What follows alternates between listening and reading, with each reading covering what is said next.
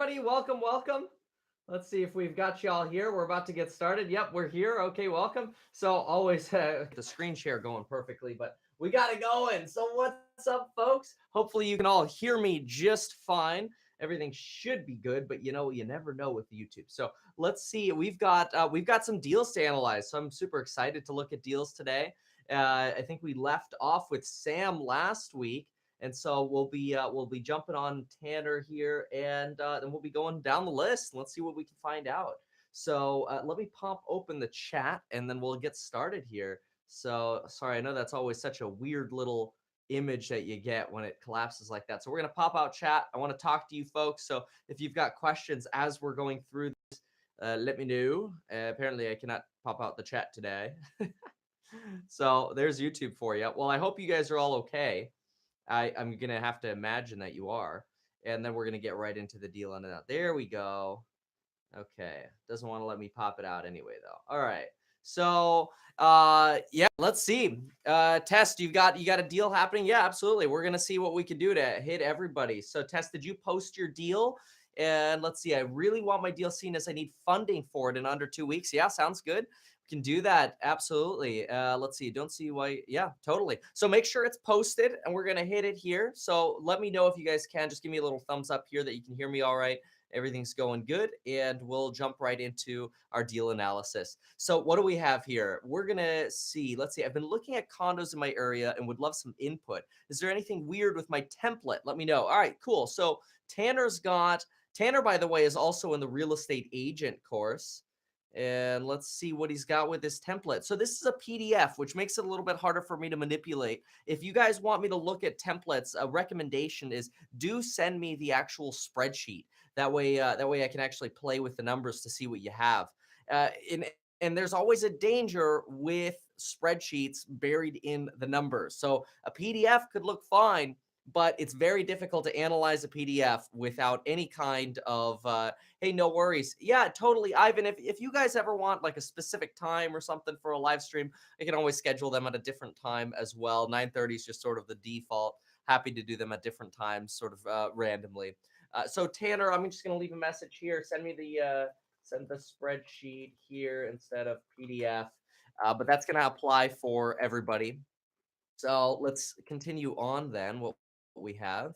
So then I'm looking into a deal to move in with my fiance and rent it in the future. Want to see what you think. So let's see what we've got. So the goal is to move into it and rent it in the future. I like that idea so far. It sounds good. Let's check out the actual deal. I really wish I could pop out chat like I usually do for y'all, but I do not know why I can't. So yeah, would love to have you in the real estate agent group as well. Sorry, there we go. Screen share is such a funny gig, I'll tell you. There we go. Here it is. Okay. So this is the deal we're looking at right now. We've got a bank-owned deal in California here. It's $190,000. It is listed. Let's see. Jose Valdez. Well, who's asking? Jose Valdez. Hey, are you also an agent looking to buy this deal because it's recommending you to buy this? You as the agent. So this must be you. Okay, well, or there's another Jose Valdez that happens to be representing this 3-bedroom, 1 bath, 936 square feet. So it's $190,000. It's been on the market for 11 days. And something funny with bank-owned properties that's actually good to know is they usually leave the first 2 weeks as exclusive for home buyers, which could be sort of a good extra little opportunity, good thing to note. So let's find out. Looks like we're on what, a 5,000, 6,000 square foot lot. The curb appeal here would be so transformed if you got rid of these trees right in the front, kind of blocking the windows of the house. The windows of the house are kind of like the eyes of somebody's face. When you got it covered, you lose a little bit of that attachment that you get with the property. We got a one-car garage. This was a very common style of build back in the 50s, where you had that one-car style garage and that side entrance. Yeah, this is super typical. Original cabinets. Yeah, I mean, I think you can do a lot here. What is going on in the corner? You might have a roof leak, or you got something coming in from the outside corner there. Let's see. Oh, and I want to go through a deal as well that I was looking at. Just one that I walked through in person. We'll see if I can show you any pictures of it, but not so important. We'll focus on this first. Oh yeah. So I mean, I like that this is bank owned. Let's figure out where this is. I'm gonna hop back to the live chat here in a moment. I always like to start with our map. So we're away from busier streets. We're near a park. I don't know much about the specific area. It's near Walmart Supercenter. I wish I had Walmart Supercenters near me. Okay, so you're kind of outside of Sacramento and Modesto here. So we know there's a huge amount of demand in this area for real estate. I'm actually surprised this is only $190,000, but maybe that's just what it is because you're a little bit further inland. So nothing extremely abnormal that I see about the property. The only risk factor that I really see here, other than obviously you doing the comps, is beware. You got a one bath, and they got a lot of stuff in their backyard. These people got RVs in their backyard. This guy's got an RV boat. Uh, a lot, kind of a mixed bag in terms of neighborhood. It looks like everybody's got a lot of stuff going on, a lot of additions in the back. So yeah, a lot of stuff going on over here too. What is that? It's like a little side pond. Yeah. Okay. Yeah. So, keep in mind, one of my recommendations in general is to try to stay away from, if at all possible, any kind of like C or D neighborhoods. Not saying that this is one. I mean, the fact that it's right by a holiday park or in this sort of stadium or school or whatever this is, yeah, high school. I think that's kind of cool. That's nice. I always like being near a school. You're gonna hear it, but check the comps on this. But the big thing for me is the one bath. It's not something that's going to be very functional for the long term. So check the live today. Leave a little note there.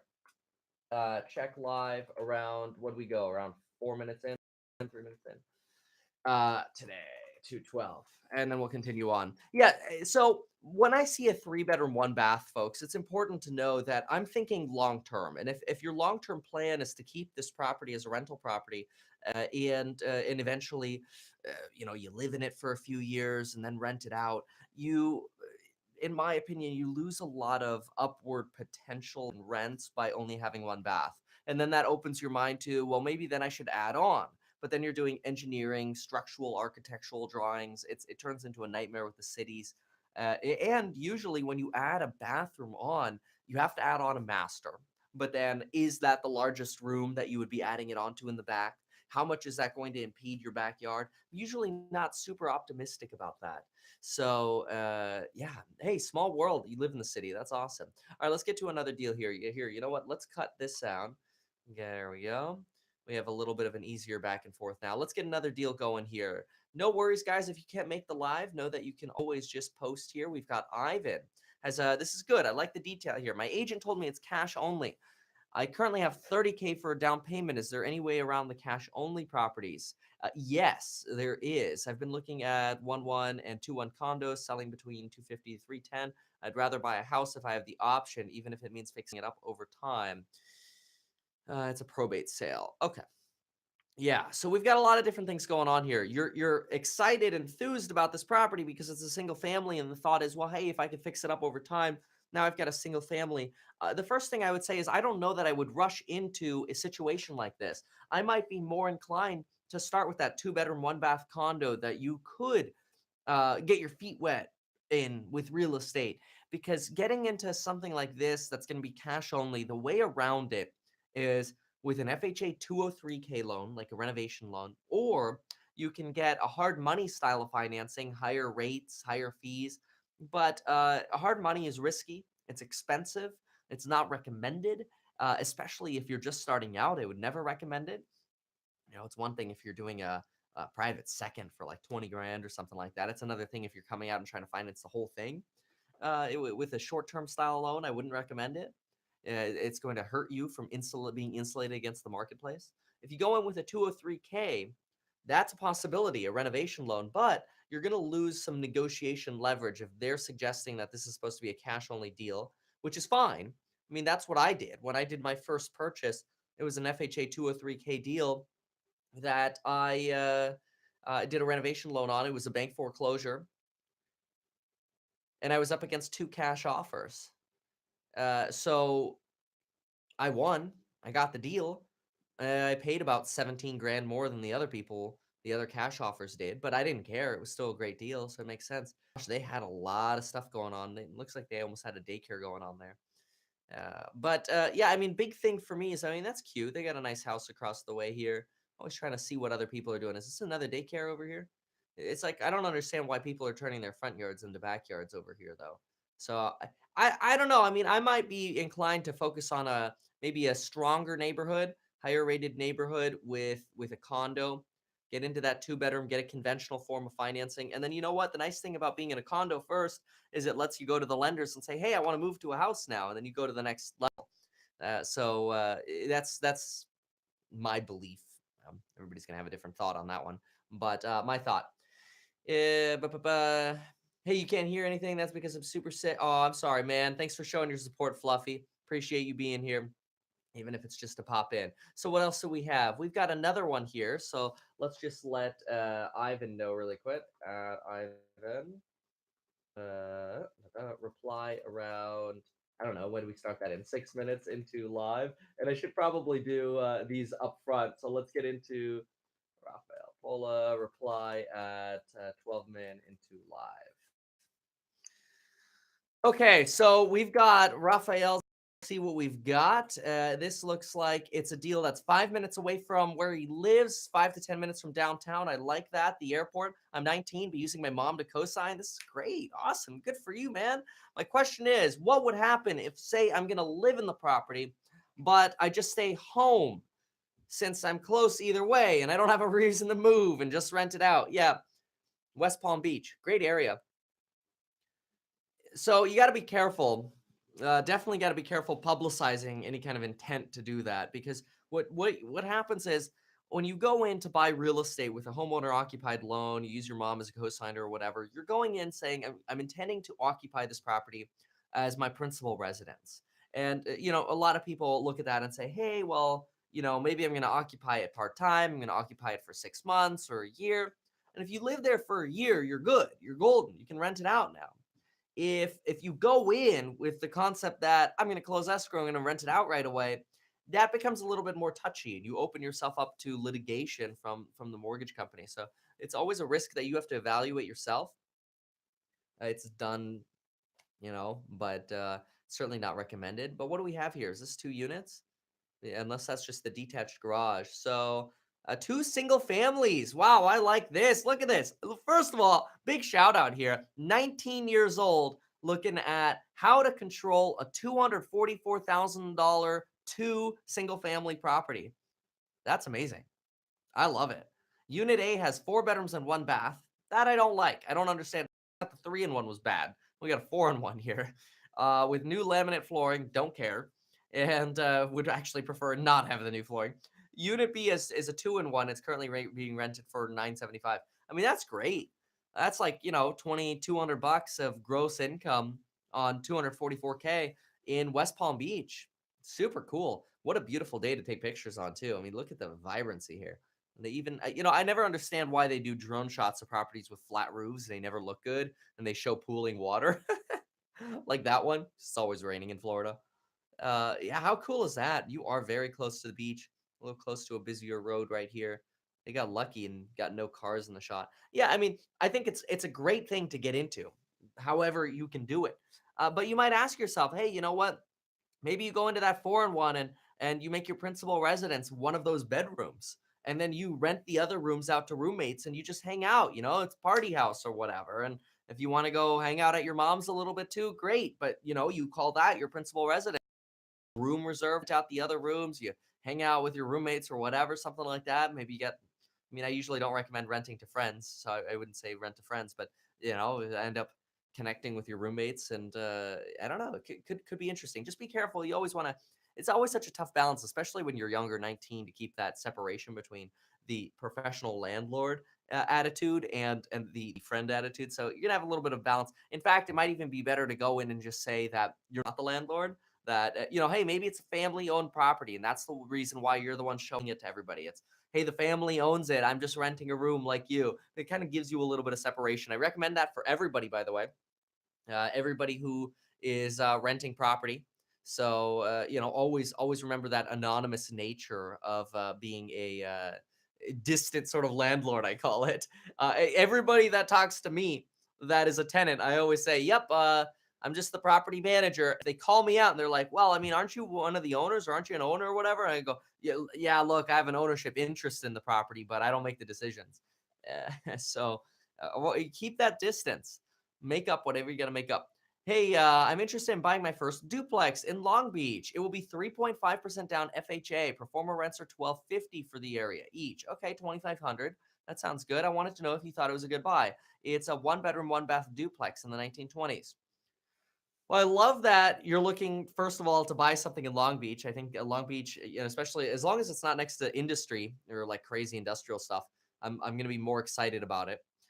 Long Beach, I'm optimistic for long run. I love that you're trying to get into a duplex. It's under contract. It went under contract 5 days ago. So hopefully you're the one who got it. If not, take the knowledge here. Wait, dude, I feel like I've looked at this place before.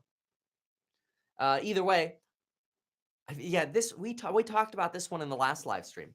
We talked about how I was worried that the total square footage sort of implied that this duplex was a total of 960 square feet. So we talked about your deal in the last live stream. Obviously, check that one out. But I mean, honestly, just again, like another big props here. Trying to get into a duplex with 3.5% down, folks. This is amazing. You guys should all be thinking about doing this if you don't own property yet. How am I going to get so let's see what else we got. Okay. James, we have Polk.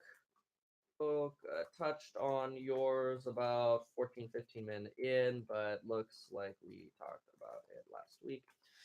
Okay. I consider over 10%. Okay, sounds good. Where do you find all the information for month-to-month average pricing data? Yeah, okay. So I'm going to answer that. Check around 17 min in. Okay, so pricing data. When you guys want to look at pricing data in real estate, you want to figure out what the trends are. I always recommend look how simple. Watch. This is going to be inverse again, but whatever. You make yourself a spreadsheet and literally just make a few columns like this, and then this is every different month right here, right? Month two, 1, 2, 3, all the way across. I know it's backwards. Sorry about that. And then really all you need right here. I'm just going to post one of mine it'll make more sense. But really, all you need here is median sales price, median cumulative days on the market, and what do I always do? Sales price and volume. That's it. So you have a column that's 12 long for months for the last month, or just keep adding on, and then 3 down for your data, and then just use your MLS, or if you're not a realtor, then ask your agent to give you these exports. It wouldn't take them more than a few minutes to give you what you need. So let's see. Okay, Dixon Drive in Richmond. I think we talked about this one. We talked about Dixon because you posted that last week. We talked about it. Here is a link to the duplex I purchased in December. Oh, look, we got somebody who bought a duplex. Yes. So Keegan, let's see. Purchase price of the house was actually 175. Both sides are about 1350 square feet. That I like. And master bedrooms. That I like. And have walk-in bathrooms with the half bath downstairs. This I really like. I mean, this setup, awesome. 1,350 square feet. Great size for each side. 2 masters and a full bath with walking. I mean, this is amazing. I can't even wait to see the pictures here. There's a wet bar in the living room. Nobody uses. Anyway, both sides have a small fenced-in yard and 2-car garage. That's incredible. About a duplex with a 4-car garage. Unbelievable. I mean, this is like 2 houses on one lot. This is a mile away from one of your campuses, largest employer in the state.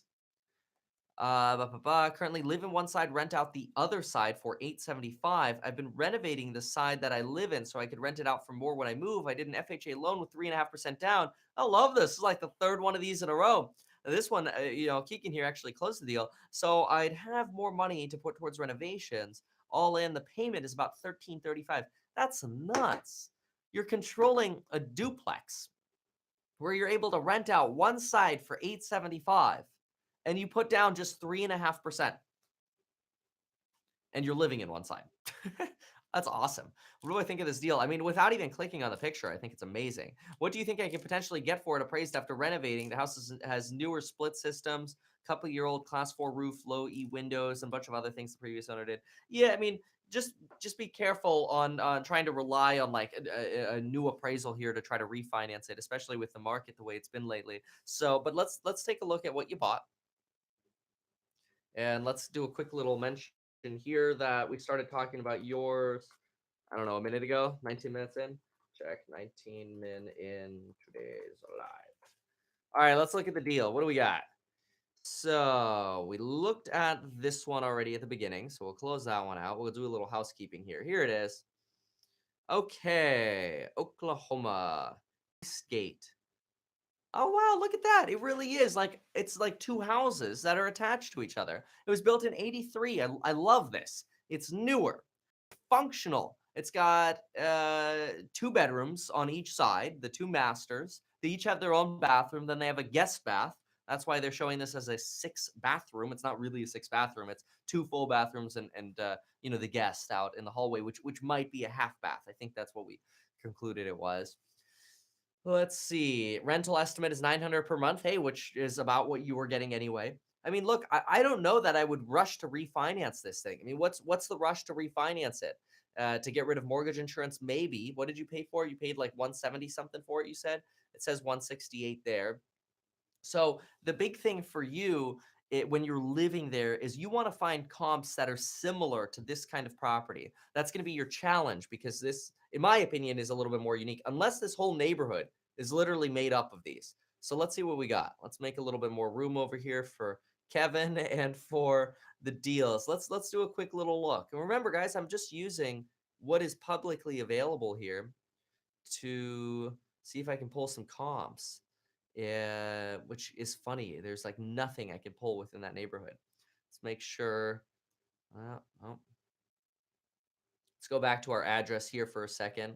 So this is the deal. It's on Eastgate Drive. It's right by Wood Creek Park, and we've got nothing. Yeah, so what you're probably gonna have to do, honestly, to get comps for this thing is you're gonna have to hit up an agent to get them to give you residential income sales, which Zillow does not always show units. It's a little frustrating. But we've got a single family over here that's a little bit larger, going for 123. You do get a duplex penalty for the fact that it's two houses attached, but no pictures of the inside here either. But the place sold for 123. That was in 2017. You bought yours in 2018. So I would really search around here for some other duplexes with that similar kind of setup and see what those are going for. And if you can get, I mean, even if you could get it appraised for 225, I don't know that it's going to be worth refinancing. So connect with your agent, do research on that. But honestly, love that deal. Really like that. If any of you guys are seeing this and are thinking about being motivated by that, be motivated by this. That is, the numbers are great. The deal is great. Everything about it, I love. I would do more of literally that. If anybody wants to know what to do, do that. That is great. I mean, the amount of money that you're spending to live there and controlling this property is super. So let's see what else we have. Let's see. We've got JD here, and then we're going to look at the live chat again. Triplex potential deal that a landlord wants to get rid of because one, the property is only permitted for a duplex. Two, landlord is tapped out on tax benefits from the property. Three, landlord wants to carry the note. I feel like this sounds familiar. Did we look at this one last time? It's possible that we did. But let's see if I looked at it last time. I think we did touch on this one last year or last week. So I think I might just be a little bit out of order with some of the replies. So I know we hit that one last week. So we will skip to the next one here. Okay, the deductible. Oh yeah. Okay, so fallen angel. Let's do a quick note on earthquake insurance here. This is going to be important for everybody regarding earthquake insurance, flood insurance, any kind of natural hazard insurance. Very important here. So keep this in mind. Let's talk on hazard insurance and EQ insurance around 24 min into let's just send that really quick. So here's the thing. When you have earthquake insurance, the deductible and any kind of hazard insurance, you're usually facing what are high deductibles. And by high deductibles, I mean, like as Fallen mentioned here, when there's an earthquake, and let's say you have a $600,000 property, the deductible on this kind of earthquake insurance is usually somewhere around $60,000 or 10% of the value of the property that you insured. Now, it's worse if like you insured the property at $400,000, right? And now it's really a $700,000 property or it costs that much to rebuild. That just means you're underinsured. So be careful. always make sure you're updating your insurances and the values. Now, sometimes we get frustrated by that because it's like, ah, well, if I update the value of my property, that means my premium's going to go up and my deductibles are going to go up possibly. But you should do that to actually be insured. Otherwise, what's the point of insurance if you're underinsured? It's like when we have a fire, that's when things start getting pretty expensive. Now, I could probably re-drywall the inside of a $600,000 house somewhere for probably under 10 grand with texturing and paint. But structural work, hey, you know what? I'd still have 50 grand to be able to basically come up with in cost towards structural. So I'm not the biggest fan of earthquake insurance in areas where I don't think, or based on sort of my research, they're going to be large, devastating earthquakes, really anything above a 7.0. Once we start getting above that, it's kind of like, all right, yeah, might want earthquake insurance. So let's go to live chat here for a second. Make sure you guys are doing okay. Any roommate contract recommendation? Yes. How do I get a deal I just bought? Okay, hey, so Ricky, if you just bought a deal, put it in deal analysis. Just say, hey, just bought a deal. We'll talk about it. So here's the thing, folks. Let's go. Where was it? Tenants. Pretty sure I posted a sample up over here. Got to do some replies for y'all. Somewhere I posted a contract and we talked about, or I gave a sample contract. I might just have to repost it. But it was, yeah, okay. I'm going to repost it in here. So what I'm going to do is I'm going to make a note really quick to just post the sample rental contract. But what I do is I'll take the California Association of Realtors forms, which it works if you're in California, or whatever forms your agents recommend. If you're not an agent, pick up the phone and ask your agent for forms. But even for roommates, I will use the full-on lease agreements. And what you want to do is you really want to connect with either like a real estate law advisor or somebody like a property manager that has done this a lot before. But there's a big aspect to calling your tenant a boarder rather than a tenant and sort of revising the contracts a little bit. You really want to take that information to your attorneys or whomever it is that you're talking to, and then you can put together a contract for roommates that's going to give you a little bit more flexibility with your rights to access to all parts of the property, limitations on them being able to lock you out of certain areas of the property. So big things, look into, get those sample contracts from your realtor that are put together by the associations of realtors, which are great standard forms. I love them. I support them throughout the country. As far as revising them, though, definitely consult with a professional, ideally an attorney, to just verify, like, hey, if I make these revisions, what do you think? And most real estate agents actually have access to legal hotlines that they can call in and ask these questions basically on your behalf. I mean, I have people, they ask me legal questions and I can't provide legal advice because I'm not an attorney. I'm always supposed to say they're supposed to consult with an attorney. But for clients, what I can do is I could call my legal hotline, California Association of Realtors, and say, hey, what do you guys think about this? And they're really good about providing advice. So really connection you have with your professionals, and then you'll get solid answers for your specific area. Thank you in advance for your time in deal analysis. The link is below. So what do we got? We got a couple links here. Is listed for $450 on 12/12, but the price dropped to $275 a couple days ago. Do you mean $375? Let's see what's going on here. That's like a massive, wow. That is a massive price drop. You sure it was listed for $475? Dang, or $450? Yeah, it was. That's insane. That is one heck of a price drop. So let's figure out what's going on here. Okay, price dropped a couple days ago. Not sure why price dropped so drastically. No kidding. But I'm going to see the house tomorrow with a realtor and I'll update you with pictures and some information. Ooh, I'm interested in this. I like this. You guys can bring me pictures. That's great. Talking about your deal about 29 to 30 men in. Okay. So you will need a significant amount of rehab, but the description says over the past few years, new siding, electric, windows, gas line, 2 furnaces. That's good. You expect to spend 100 grand on rehab and you think it's going to be more. Yikes. It's a big old budget. Why are you spending so much money? The house is listed as a 6-bed, 3-bath. I think it is a 2-unit. Okay. We got a lot going on here. So we think it's a two unit, and we think it needs $100,000 in repairs. it looks like a 1 unit.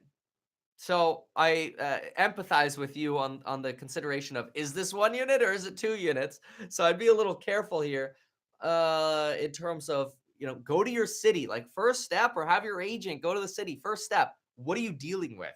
Like, what is it zoned as, and what is it supposed to be? And what can you do to make it normal again? Anything you can do to bring it back to normal is good. Anytime you try to take something that's normal and make it something it's not supposed to be, you're going to have a nightmare. So we got hardwood flooring, love the casing around the windows, got the abandoned fireplace here, 2-car parking pad. Everything about this looks like a single family property. A home that can be customized from the ground up. Okay. All new windows. Yeah, the windows actually look good. Now, the windows look like they're from the 90s, so I wouldn't say they're like brand new. Let's see if realtor.com has some other insights here. And then I'll jump back over to you guys in the live chat. Nope, same 6 pictures. Okay, whatever. I mean, I like this just so far that it is a rehab property. We've got another offer, so we want to figure out, is that a cash offer? What's going on with the other offer? What's the seller's motivation? Why did they start at 450? Is it a short sale now? A lot of questions to ask. Get a lot more detail. I wonder if you've posted more detail. We'll look in a second here. Liking the location so far, just at a glance. Pittsburgh. Pittsburgh got a lot of people from New York throwing money into Pittsburgh. I know that. So let's see. Satellite here. Okay. I mean, I don't know around here. If that's a. Oh, look, they got a Target here. I love seeing Targets around. Lots of apartment buildings, though. Heads up. Which is also a good sign. I mean, I always recommend follow the developer, right? So high rises here. Yeah, what is this? The Capitol or something like that. So you'd really be probably you're really competing here in my opinion in a single family market. I don't see this as a 2 unit. But let's see what else you posted, or if you posted any other pictures. Wanted to update you on the deal quest. The house was a mess. The current owner wanted to do something with the house, but the renovation was abandoned in the middle. Aha, see, here's some more motivation. And the house was put on the market with a bunch of junk inside. The house was narrow, which made the conversion very difficult. I thought the house would be too difficult for me as a first time investor. Yes, I agree. It is, if somebody's trying to do a conversion, I could not in today's live. I could not agree more. The last thing live you want to do is bail somebody out of their project unless you're extremely experienced. See, okay, so now I have some more insight. This owner was trying to sell this place for 450, probably as 2 units.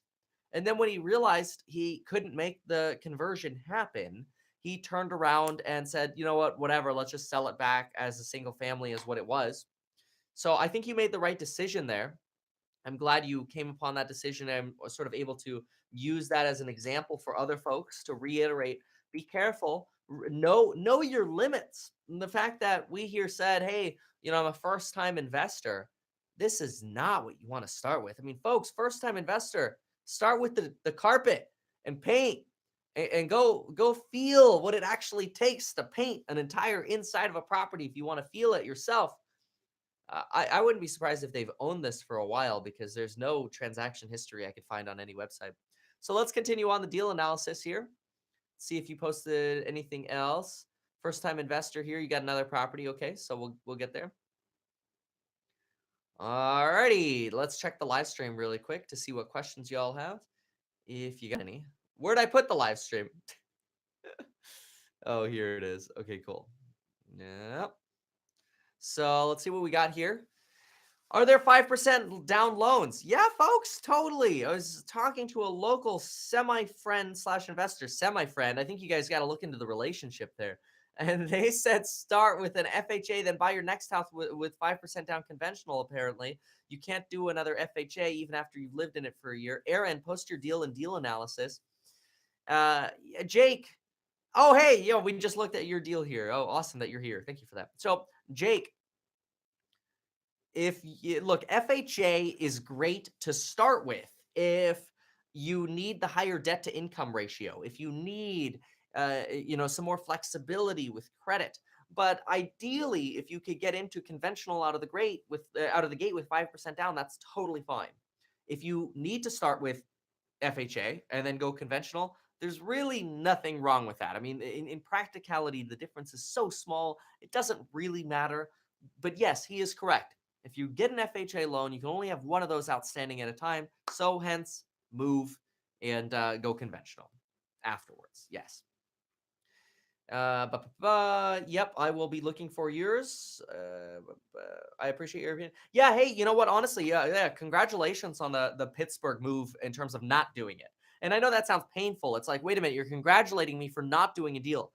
We should all congratulate the deals we say no to, because so many of us look at deals and we're like, oh, that's such a good deal. And then you miss out on the deal. And then it's like, oh man, I missed out on the deal. Like it was so good. Like I could have made money on this or whatever. No, like be careful. Be very careful, because every deal looks good before you got to start with it. When you start dealing with these issues, sometimes it's better to start with something easier. Now, if you've done these conversions, you've done 3 of these conversions before and they're slam dunks for you, or you know a lot about construction, or you were a contractor or whatever, and you know what's going to go into it, and that's another thing. All right. What do we got here? What do I think of this as a first-time buyer purchase in the Bay Area? Oh, these are always fun. I love looking at these numbers. Looks incredibly close to downtown San Mateo, plus Caltrain. It's so similar to Caltrain. And Siege, because it has remained in its present, you quoted it. That's priceless. Remained in its present condition for years. It could withstand an update. That's hilarious. I can't believe that's how they're marketing the property. Plus is a bit cheap compared to what I've seen. This is good. Downside is it's a one and one, so you're not really able to rent out a second room. Seems like the complex comes up. Okay, let's look at the deal. This is what you're going to be dealing with in NorCal, and there's nothing wrong with starting with a one bedroom, one bath in NorCal. I'd rather start with a one bedroom, one bath in NorCal than sit around not starting. It could withstand updating. That is priceless. 1978, so you're probably still within the lead and asbestos time frame. That is pretty close. Wow, look at that location. Children's services, the children's hospital here. That is cool. Look at that. I mean, I don't know much about San Mateo, but this is starting to get into your sort of downtown area here, I believe. Just sort of based on this. I mean, I like the location. I don't think you could go wrong with that. Wow, look at that. All right, let's continue looking at the actual deal. So I know this would blow a lot of people's minds that it's $645,000 for an apartment, but that is what it is. 824 square feet, actually not bad. A lot of people have to get started with like the 500 square footers. So what do we got on the inside? We got the baseboard electric heaters. Looks like they actually scraped the ceilings already. The flooring's fine. I wouldn't change the flooring. I would change out the outlets and make them white. I don't even know that I would paint right away, especially if you were going to live there. What's the point? You're just going to beat up your own paint, paint it up when you go to rent it out in the future. This could be an opportunity. What I would ask myself on a deal like this is I would go in and say, hey, what is my payment on not just something like this, but on what I'm paying in rent? So let's see if you mentioned anything. You did not. That's all right. I still love you. Mortgage calculator. So let's say you went in and you put down 5%. So let's go 645. Let's say you could get it for $630,000. Look how funny and small I look over here. This is the benefit of the screen share. $630,000. Let's say you could get it for that. Now you're gonna put 5% down, but you're gonna have association dues. Okay, let's do the numbers. Times 0.95. So let's call it a $600,000 loan. It's a condo, gonna be a little bit more expensive. You're gonna have mortgage insurance, 5.25. So yeah, I mean that's kind of a bummer. But with 5% down, your payment would be somewhere around 4 grand, probably once you factor in insurance and property taxes. So that's gonna be a bummer with this, is because it's only a one bed. You're right. You lose that ability to rent it out to somebody else, and you have the association fees. I mean, you're gonna be into this thing for $4,400 a month, and I'm betting you could rent for cheaper than that. That makes this a little bit problematic. That makes the one bedroom hard. So, where was it? Let's go back to it. San Mateo Drive. Why won't you just drop a pin? Whatever. Let's look at rentals really quick. Oh, there are no rentals in the area. Okay. Oh, well, here you go. Nothing's renting for up to $484. Okay, well, but hold on. Hold on. What is this? What do I get for $4,500? Yeah, okay. So you get a 3-bedroom, 2-bath for $4,500. Now, keep in mind, I did those numbers with 5% down, which isn't really fair for the area that you're in. So let's do this again. But let's do this with, say, 20% down on 630. So $126,000 down. Let's say you put $130,000 down. Let's do a $500,000 mortgage with no mortgage insurance. Now the numbers start aligning. So now all of a sudden you'd probably be paying around $3,500 a month for this one bedroom. And what are things renting for? What is this? Here's a 1-bedroom, 1-bath, 300 square feet smaller for $3,100 a month. So there you go. To make sense of the numbers, you'd probably have to be putting down at least 20%. Anything you're putting less than 20% down is a negative cash flow. But that is pretty consistent throughout the entire United States right now. So if you got the 20% down, you could get into something like this. I'm kind of liking it so far. I mean, just at a glance, I like the location. I like that it's built in 78. It's not too old. You're going to start small. It's not super fixed up. It's been on the market for a while. Maybe you can negotiate hard with these folks. I mean, I would grind them down as much as possible. Can you get them down to 620 even, right? My thoughts on that deal. Hope you enjoyed that. I should have again mentioned how long ago I started responding, but I'm going to say about 5 minutes ago, which is about 30, 40, 38 minutes in, around 30, 38 min in. Check today's live for your reply. What are you guys saying in the live chat? I feel like there are conversations going on without me. So what do we got over here? And then we'll do another deal over here.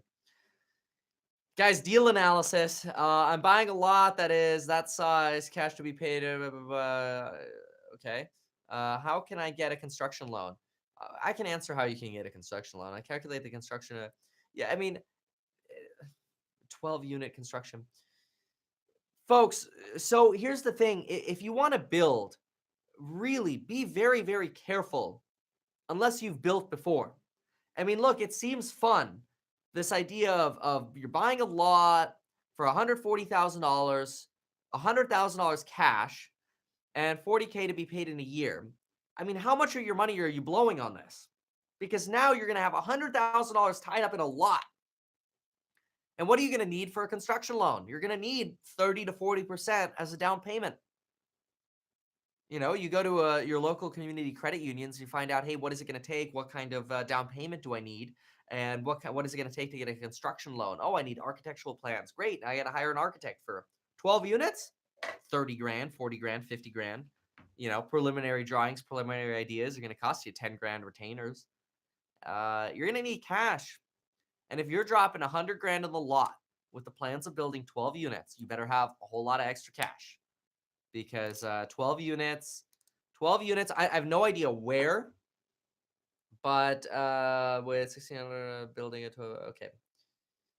So if you have 12 units at 1,000 square feet apiece, that's 12,000 square feet that you're trying to build, and you're building units. So let's say you were able to get your cost to build to 275. It's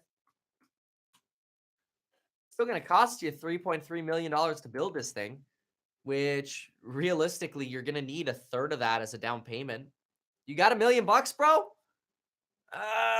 That's a tough one to start with. Like, look, if you got $1 million and you want to build, that's fine. If you want to do this as a partnership, maybe that's the other opportunity. But no, this is going to be cash intensive. And if you have not yet thought about these other aspects and you're thinking of buying a lot before you think through the other steps, be very, very, very careful. Next deal. Can you please look into this deal for me? Oh, yeah, I promised I would do this first. Omar, what are we in? We are in 30, 45 minutes. Around 45 minutes in. Okay. Can you look at this deal for me? It is located in the East Bay here in California, 1953. I'm okay with that. Foreclosed on. House is a garage turned into an addition. That seems common in the neighborhood. Check permits. So many people do that unpermitted. Will that affect renter's appeal or resale value? If it's not permitted, you open yourself up to liability with the tenants suing you for living in an unpermitted unit. That's very risky and dangerous. And resale, you're going to get buyers that don't care about permits, and then you're going to get people that do care. And you're going to lose the people that do care if it's not permitted. So, see what it would take to get it permitted is what I would do. Usually it's not that hard of a process. Garage conversions are common. House has other additions. Turn the back room into an additional room. This is like, I feel like this is a horrible idea when people do this stuff. For a laundry room and water heater tank directly behind, if you take a look at the satellite image, the roofing tile is different colors. Yep. What happens if no proper permits were pulled? Well, just hit that. As far as the back thing, I don't know. Laundry water room would concern me the most. The craftsmanship looks horrible.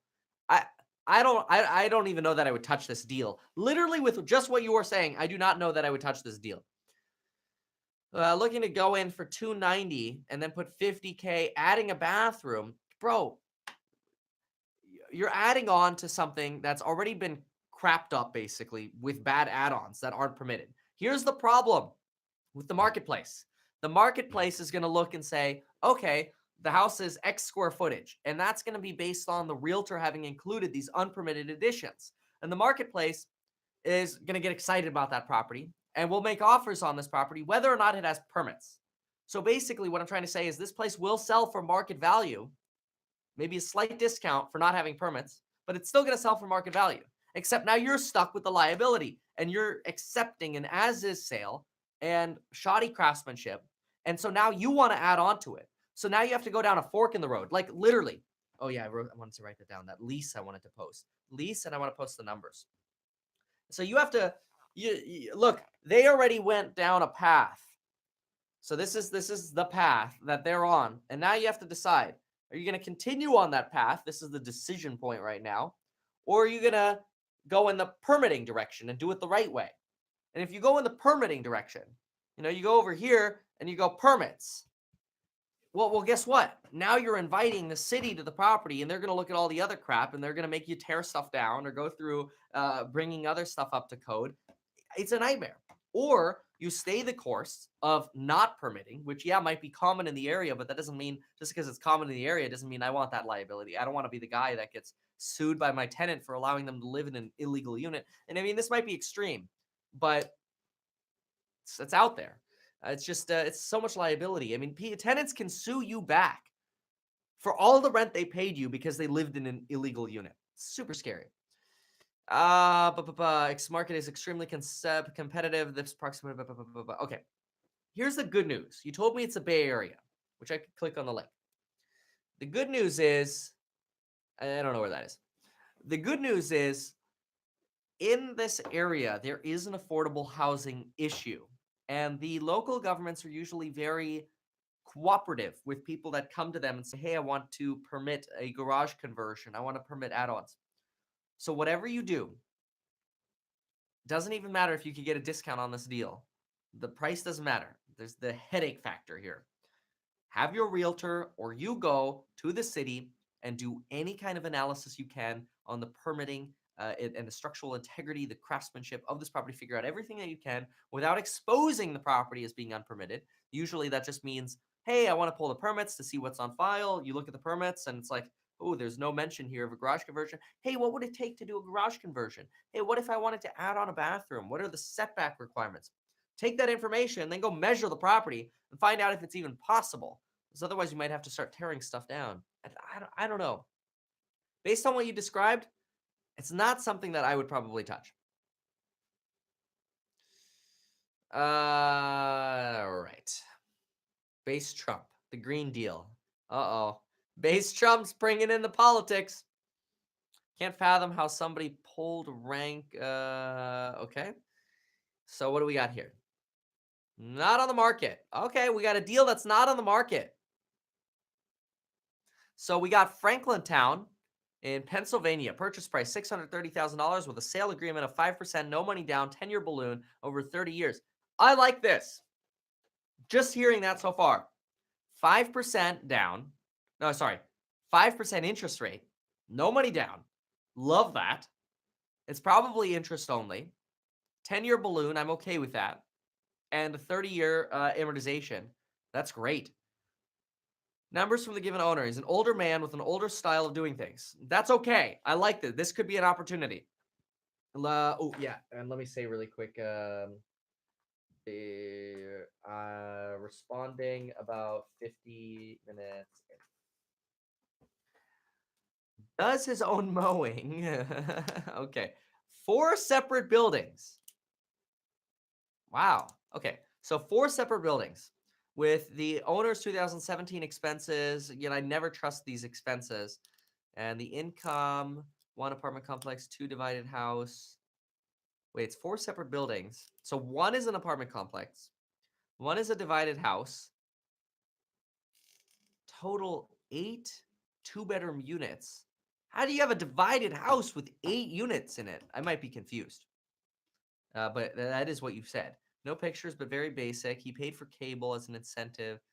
3, okay.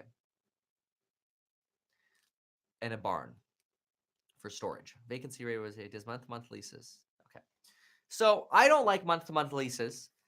What I do like are the terms of this deal. What I don't like is the potential that you're inheriting something funky. So you're inheriting a lot with an apartment complex is building 1. Building 2 is a divided house, which somehow has 8 2-bedroom units.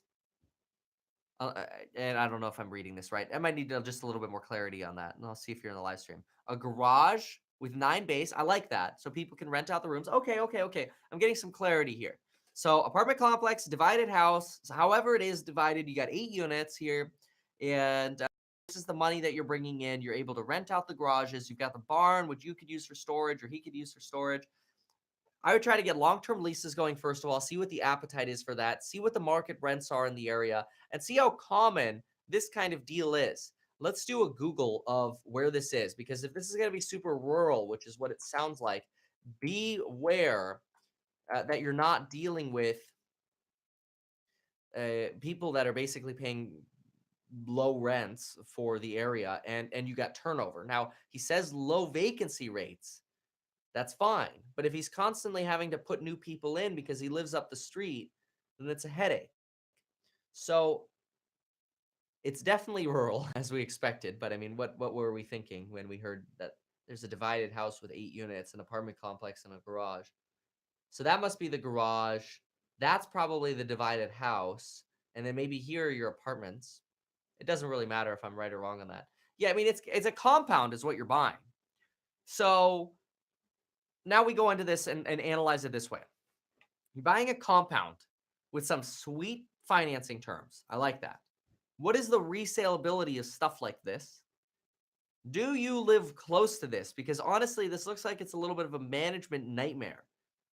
Hey, he parked in front of my garage. He blocked this. Like there are a lot. I mean, there are a lot of people living in this one place here. And the rentability is what does concern me, because what is supporting your rentability here? I have no idea what just turned blue. Oh, it was Google Street View. Yeah, so I don't know. I don't know. You know what? Maybe give me a little bit more detail on this one. I mean, you gave me the numbers on that. I appreciate that. And we're going to get to another one here in just a second. 4 separate buildings. The income is 7,100. Okay, so that's the gross income. So you've got about 84 grand of income a year. I mean, the numbers are okay. I mean, just let's see what he's running it at. And let's just do a quick numbers thing here, and then let's bail out of this. Divided by 7115. So what am I doing here? This is his expense ratio. He's operating the building at a 31% expense ratio, the property at a 31% expense ratio. All I did was take his expenses and divide them by the gross rents. This sounds reasonable. And he's mowing his own grass, which is a lot of grass. There's a lot of grass there. So even if we went with my math, which is, I'm going to annualize this, times 12, what is that, 85? Yeah, 85,380. And I'm going to take my math and take off 35% expense ratio. So that's going to leave us with $55,000 of income. I mean, that doesn't seem bad in terms of like a cap rate, but I would take this cap rate and compare it to simpler things to manage. So we take this cap rate divided by the price. I think you said it was $630,000. You get an 8.8 cap. What is the management factor? And he's running this at a 31% expense ratio, and he's managing it himself. So honestly, you could be at a higher expense ratio. You might be having to spend 45% of your income to manage this thing because it's so difficult to manage. So now all of a sudden your cap rate's going to go down to like 7%. So why don't you take that 7% cap rate, go into town, and find something a little bit more, this isn't to be insulting, but a little bit more normal, as in easier to manage and easier to rent and easier to resell. Because usually when I hear of the concept of, oh yeah, somebody's going to own or finance it, it's like, well, why? Is that because nobody else is buying it? Probably. So it'd be hard to liquidate, hard to sell. I mean, look at this. The closest little city is not close. Okay. I've said my piece. I'm not fully opposed to it. But well, let's look at the live chat here and then we'll analyze some more. Not fully opposed, but I have my reservations. All right. That's right. The next mentality. That's exactly what you want. Omar. Let's see. Oh, okay. Okay, that's for Johnson. What? Let's see. Don't consider the HOA. Do I let them know? I don't. Why don't I remember Johnson? I feel like we talked about that one. Let me see if that's a Omar here. Ah, yeah. Okay. This deal. This was the deal we just touched on. So Omar says 265K loan, 30K deposit on financing. The garage addition was permitted. I just don't know about the rest. Okay, that's better. That's better. So go do your research on the rest and get all the answers. Make sure the setbacks are right, and then make sure that your plans to add a bathroom are actually reasonable, or as in not maybe necessarily reasonable, but make sure your costs are reasonable. That's something to make sure is reasonable. But I'll make sure it's possible with the city to do the addition. Just connected with a contractor to update one of my units. I didn't consider the HOA. Do I let them know? You know, usually when you do renovations on the inside of the property, it's not so important. Some HOAs will require it though. The apartment has 6 units. The house is split into 2. Thank you, Jake. The house is up the road of his house. He uses the month to month because his tenants are usually a distraught single woman or someone mad at his wife. He doesn't want to pay capital gains because he has many units. Yeah, but he also wants to sell because he's tired of the management nightmare of I Jake, where do you live? Because unless you live up the road from this, you don't want to be dealing with this, man. All right. Next. Rambling. Looking at you've had some deals in here before. Okay, verse the second. The second house has a basement remediation cost reduction of 11K. Is this a red flag? Because it had a flood and will flood again. Okay. So rambling about what are we in? We're like an hour in now. Jeez. And then we'll do Aaron, and then we're gonna cut off the deal analysis. So let's take a quick peek here. When you send me multiple deals, I gotta be a little bit faster here because you're asking me to look at a couple here. Usually just give me your favorite deal. I prefer. Let me close some tabs here. Actually, let's see what we got. Okay, no, here it is. Rocky, Ford, and Martha. Here's one. Where's the other one?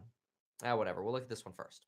So let's look at this one first. We got an Atlanta, Georgia 4-bedroom, 2-bath. I like this. I like the curb appeal of it. I love the drawing they put in of it. Don't know anything about the area, obviously, but I like that it's for sale for $325 and it's a 4 and 2, 17, 12 square feet. That's cool. Let's see what we got here.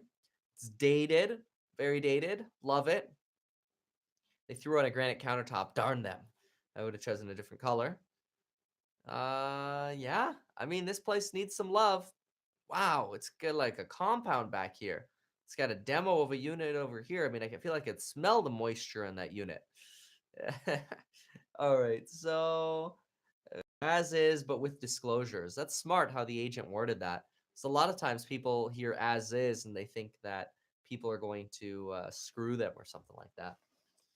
So that's Rocky, and let's look at Martha. Here's a 3 and 3. So are these just in totally different areas? I mean, how are we comparing these two deals? That's always such a tricky thing when I get two deals to compare and I don't know the area, but I'm going to try my best here.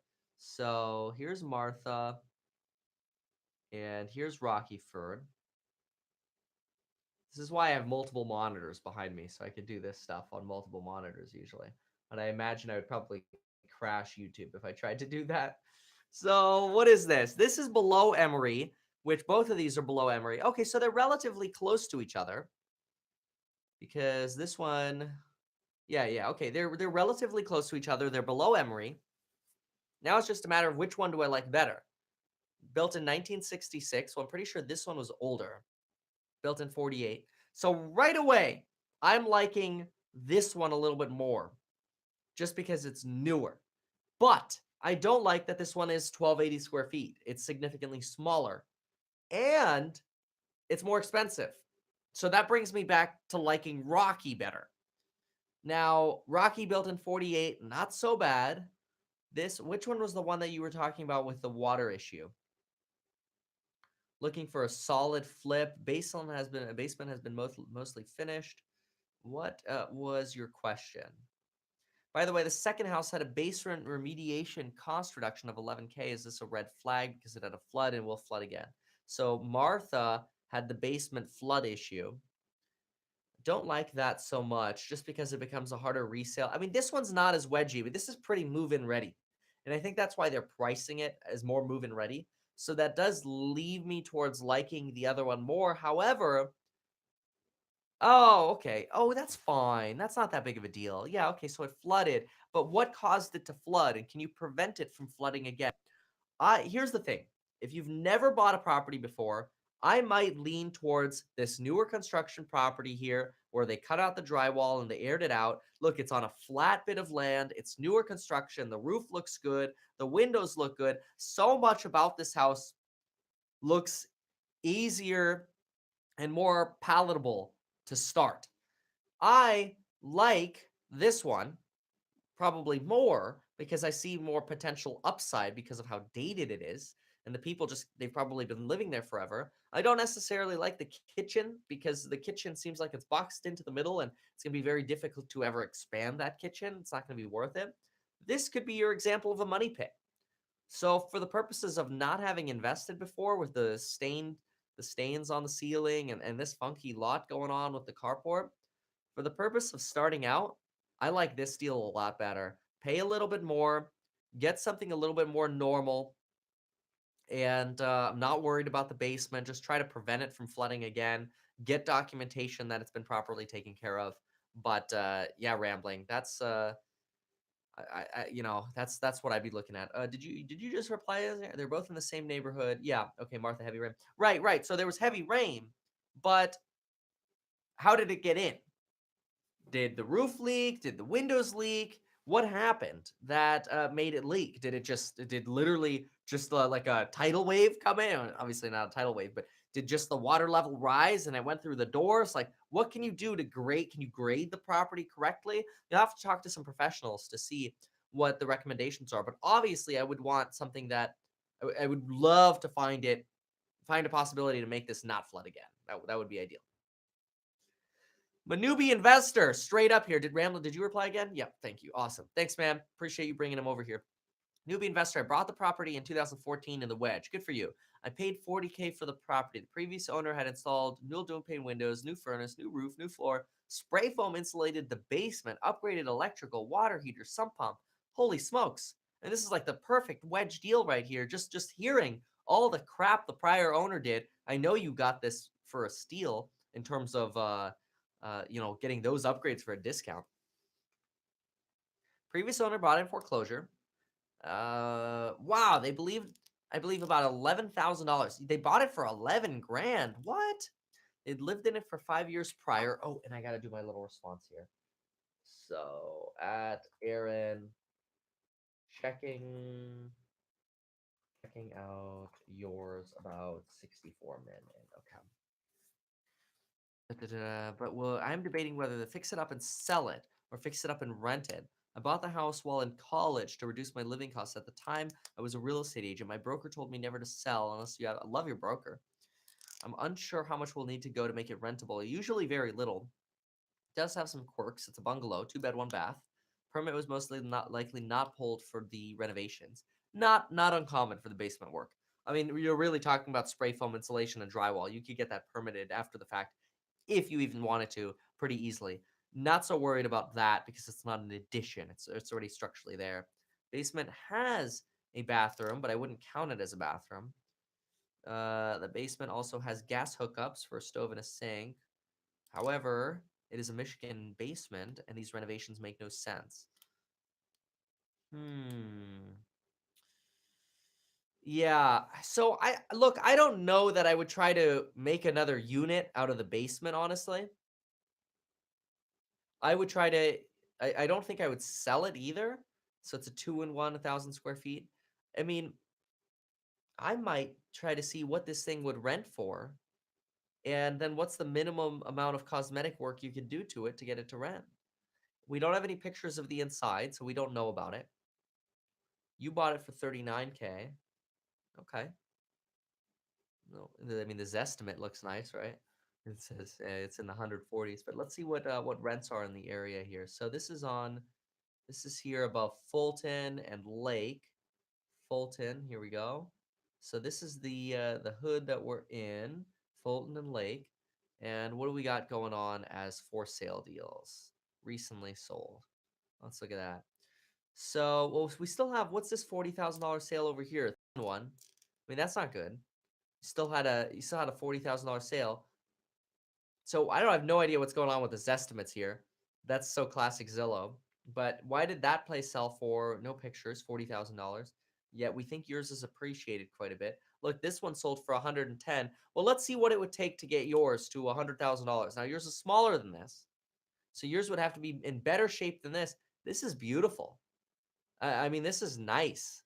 It's not the color cabinet that I would choose, and it's got its age and character, but this is good. This is your comp for sale. It is I love they put the floor plan in, the manicured backyard. It's a cute house. It's got the curb appeal. The cosmetics are right on. Yeah, I mean, if you on yours had to, not having any pictures of yours, if you had to paint the inside and outside to even get it to look somewhat like this, it's already got the new windows. That's good. They have basic flooring, basic kitchen, but I would rent yours just like this. It's move-in ready. It's got the carpet. It's clean. Close the toilet lid when you take the pictures. I wouldn't try to spend money reconfiguring the basement. Rent it just like this. If it's been insulated, great. That's bonus. But this is how I would rent it out. Okay, that sold in 2016 for $110,000. So say this place is worth 140 now, like the estimate says, 145.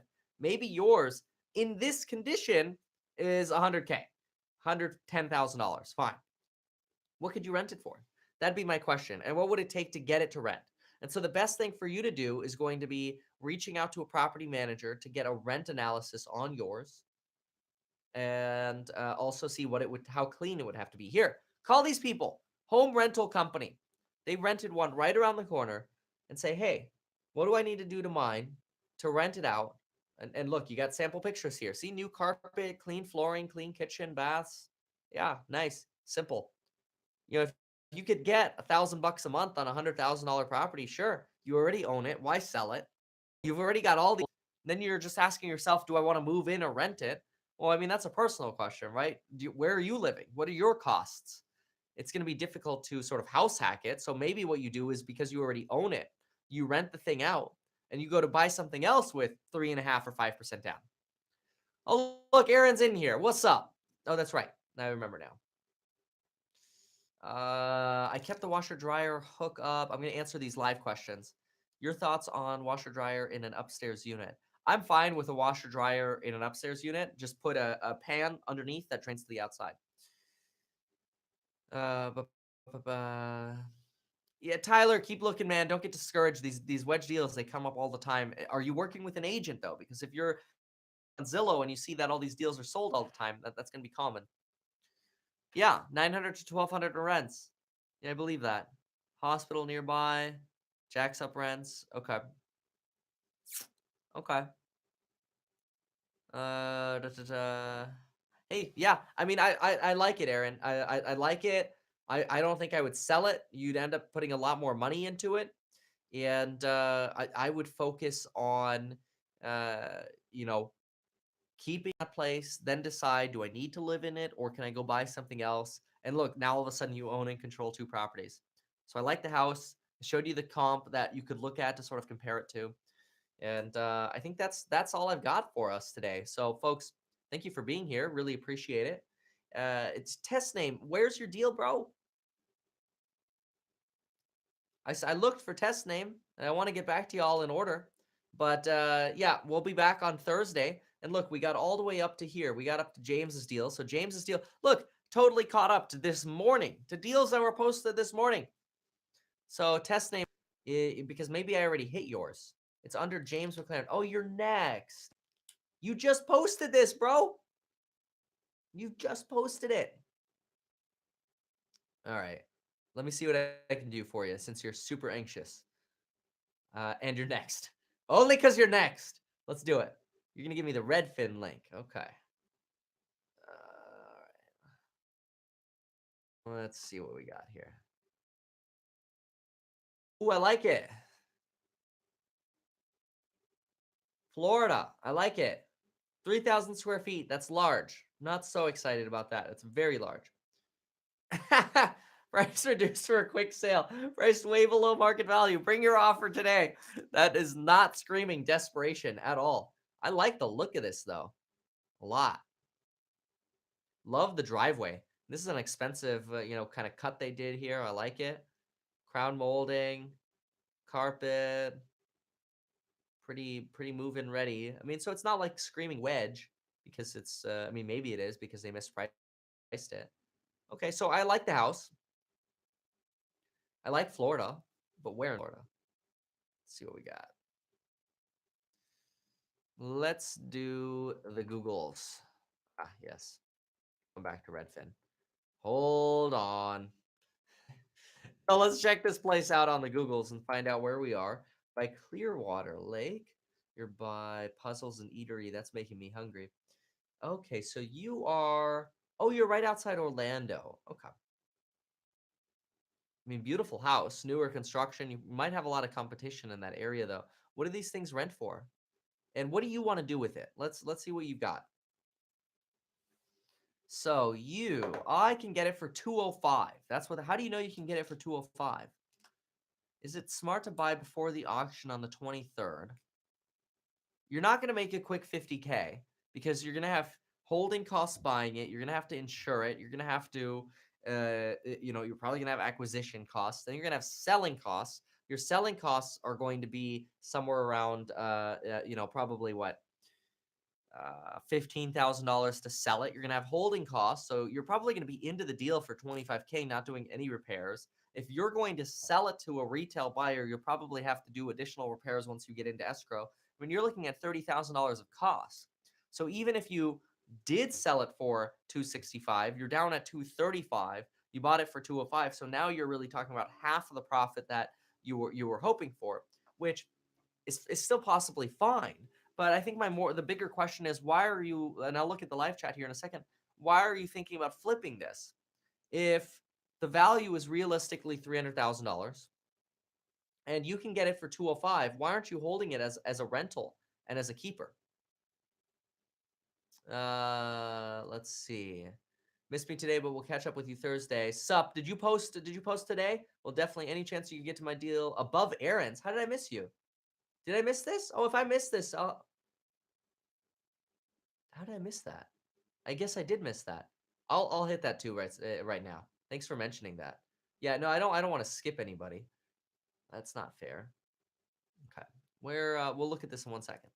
Just see what you guys are what test is saying here. Yeah, I mean, so it's 205 because of foreclosure. Yeah. Here's the thing, man, test name. For you to be able to buy this just because he owes 205 on it doesn't mean you could buy it for 205.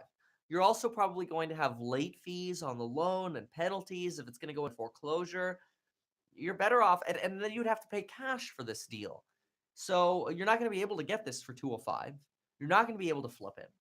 I would probably let this thing go to auction, and if it comes up for sale on the multiple listing service, then they maybe execute an actual buy on it. Or if the seller is willing to sell it to you for, look, he owes 205, so you have a little bit of an opportunity to do a deal beforehand. I see what you're saying. If you get private funding and buy it out from him for even a little bit of a premium, 215 before the auction, he avoids foreclosure. He sells it to you. I mean, that has potential. It has potential. And the reason you have to flip it is because you'd be going in with short-term financing. It's risky. But okay, here you go. If you want to make it happen, if you want to do it, the way to do it is negotiate a deal with him, get people involved, the professionals that can help you, negotiate a deal with him, see if you can buy the place for, $215,000. See if you can. I mean, I would connect with an agent and see if you can get this set up as a short sale to where we can get it even for a little bit less, or don't try to do the deal directly with him. Offer him 215. Get with a local credit union. See how quickly you could get financing on it, 30-year fixed rate financing. See if you could get that done within the next 2 months, or sorry, 2 weeks, or get private party financing. Buy it for 215 from him. Then, as soon as practically possible, get a regular loan on it that you would have to qualify. So you'd have to qualify for this. So I'd probably start that loan process early. See if you qualify for that loan, get in the deal as a normal 30-year fixed rate loan and keep this property as a rental. Now your net worth has gone right up because you got a good deal and you're controlling it for the long run. I'm just nervous though, because if you've never bought a property before, your ability to transition from short-term financing to long-term financing could be challenged, could be risky. All right, let's look at the deal I missed. I don't mean to do that. 3.5% down with rental income of about 1.3K. Asking price is 250. Okay, and you're thinking you can remodel it and get 1.8 for it. Let's look at your deal. So this is the deal I missed. Let's hit that. This is in Chicago. Love Chicago. Love the building. Make sure this is FHA approved. So whatever building this is, it's going to have to be FHA approved. Oh, did they do a Matterport tour? No way. I think they did. This is an agent I like. They did a Matterport tour. This I like. Okay, where's our front door? So this is the front door. Outside entrance. Walk into sort of, I really think, I mean, I see why they did this because they have the hardwood floor and they wanted to keep the hardwood. Probably put a full-size door in there. Maybe upgrade the appliances. Okay, so I like it. Like the look of it. Love the 3D tour. Have you guys ever seen this? Look at this. Isn't that cool? Yeah, that's a better way to look at the property anyway. Okay. So, 2-bedroom, 1-bath condo. Hardwood floors, high ceiling. Blah, blah, blah. Okay, cool. Where are we? Oh, that's awesome. It's like right in Chicago. I really like this. I mean, I don't know much about the specific neighborhoods of Chicago, but the fact that it's so close to Harrison here and the rail lines without being too close to it, I kind of like that. I mean, I like this. I think right here, this is a perfect way to start. Obviously, predicated on the comps being decent. This is a brand new listing. That's why you just posted it. Uh, I I don't know that I would even try to get away with getting it for $30,000 less because they're not going to pay attention to you with it being that brand new on the market. Let's see. Let's see if I can look at some comps. It's right here. Recently sold. Okay. Yours is how many square feet? Square footage is the number one thing when it comes to comps. I have no idea how many square feet it is. Okay. Let's do this together. We're gonna do some comps together, folks. If I could find where the Zillow list. Well, I had the Zillow listing. I'll just type it into Zillow. That's what I did. Zillow's not the fastest at getting their search results ranked. So where's our square footage? There's no square footage listed. Well, maybe you can tell me. Where's our chat? Maybe you can tell me, and then we can talk and compare the square footage. Got a realtor friend who can relist it for 280. Yeah, look, somebody can list your property for it for anything, test name. That doesn't mean you're going to get it. So I don't know what the square footage of this is, but let's look at the comps quickly here. This is selling for, as a 2-in-1 is selling for, I mean, and I'm going to guess the square footage here. I'm going to guess, I mean, it's going to be under 1,000 square feet. And let's see what things are selling for in the area here. Things are very expensive. Jeez, Chicago. 1,600 square foot, 4-bedroom for $310,000. Ugh. That does make 250 start looking a little bit expensive. Where are some more comps? But there's nothing selling in the lower price range here. Oh, here we go. On the other side, we got something for 268. It's a 3-in-2. Well, I would much prefer that. I mean, why is yours 250 and this one sold for 268, but it's a 3-in-2 with 1,600 square feet? And look, it's freaking gorgeous. Okay, so that's why you want to offer 220, because it's overpriced. I mean, I don't know if that neighborhood's like super desirable or something like that. But here's another one. 1-bedroom, 1-bath. Oh, that's from 2016. Yeah, I mean, that 3-bedroom comp right there would upset me. It's on the other side of the rail, so I don't know how that impacts your area. But that's something to keep in mind. So, folks, there you have it. It's 800 square feet. Yeah, sup. I mean, tell me, man, what am I missing here? Why is that one listed for $250,000 when you got that gorgeous 3-bedroom, 2-bath across the way? And let's see. Now I lost it. Doesn't matter. What else do we have in the area here? Yeah. Well, either way, run your comps on the thing because it seems like it could definitely be overpriced. And I would open that dialogue with the agent and figure out, why is this place selling or asking 250 when I could get a remodeled 3-in-2 over here for this with a more functional floor plan and that second bathroom that's going to allow you to house hack for like 50 grand more. It's going to be hard. You can't really have a roommate. You'd be sharing a bathroom, and that front room is terribly small. It's almost as small as the master closet. So the layout's not super ideal. I got to run some comps. Yeah, man. Like, I'd love to do them with you and post some in here, but really, I'm a little bit nervous about the price. Even at 220, I look at it, I go, I'd rather have the 3-in-2 than that one and remodel it and risk overpaying for it. But now, if you could find a 3-in-2 for like 280, maybe even better. So, my thoughts. Thanks, folks. I'm going to take off. I can't believe I was talking for almost 90 minutes. Thanks for being here, everybody. We will see you all